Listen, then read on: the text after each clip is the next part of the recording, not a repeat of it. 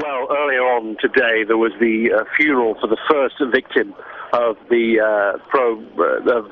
violence that there's been here in Bahrain. That was the funeral of 21-year-old Ali Abdul Hadi Mushaima. Now, that funeral drew a crowd, I estimate, upwards of as many as 10,000 people, the largest mass gathering they've had here in Bahrain for quite some time.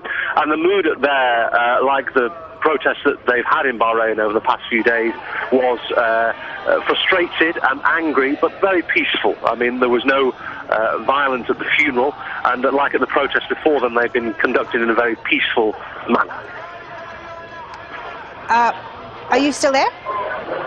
Okay, yes. Okay, you are. Sorry about that. I thought we lost you there for a second. The king has also spoken in the last few hours. What did he have to say, if you know, and what's been the reaction to that? Well, one of the big complaints from a lot of the people here is that they don't feel the government is representative of their views. The people I've been speaking to today who have not been critical of the king, they've been critical of the government, and what the people I've been speaking to are seeking is a change in government. The vast majority of Bahrain's population, 70% of them, are Shia Muslim, and they have been leading these protests. There have been some Sunni Muslims taking part in these protests as well, but the majority are Shia. They feel that they are underrepresented and feel that they should be given more representation in government. They want the government replacing.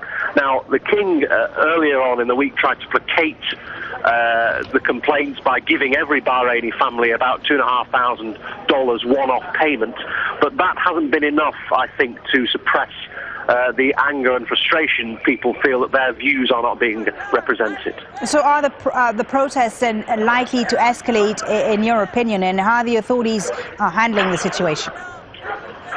Well, earlier on in the week, yesterday, the protests that I saw the police deal with, the police dealt with them in a very heavy-handed manner. This has backfired spectacularly on the police and has led, very sadly, to the deaths of 2 protesters.